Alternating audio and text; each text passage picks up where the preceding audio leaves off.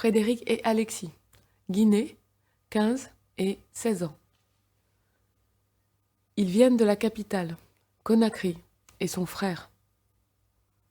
Ils n'ont pas connu leur père et ils vivaient avec leur mère dans le quartier le plus pauvre de la ville. Ils ne sont pas allés à l'école, faute d'argent, et Frédéric, le plus âgé, a des soucis de santé. Il a été renversé par une voiture quand il était petit.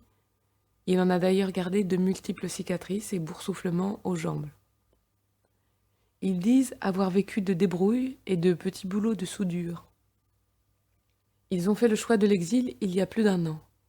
Ils rejoignent d'abord le Mali où ils vivent de dons d'argent de la communauté guinéenne. Ils passent ensuite en Algérie, à Gardaïa, et ils travaillent quelques mois sur les chantiers et comme jardiniers. Avec un peu d'argent, ils continuent le périple vers le Maroc. D'abord Oujda, où ils bossent comme manœuvre pour décharger le poisson des camions congélateurs, puis Casablanca, où ils survivent grâce à la vente à la sauvette, ce qui leur vaut pas mal d'agressions de la part des policiers.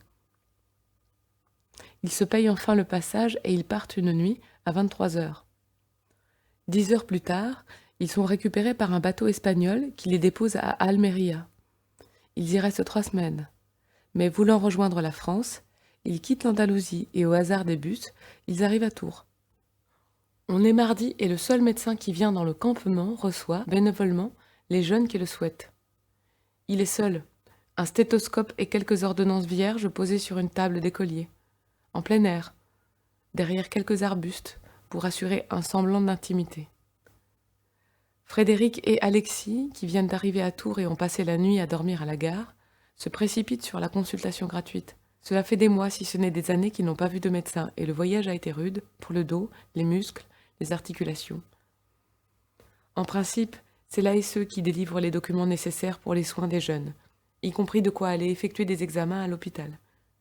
Mais pour cela aussi, il faut attendre plusieurs semaines. Il y a 10 jours, un jeune homme est arrivé, plusieurs côtes brisées par les bandits libyens. Il a pu passer une radio, accompagné par des bénévoles.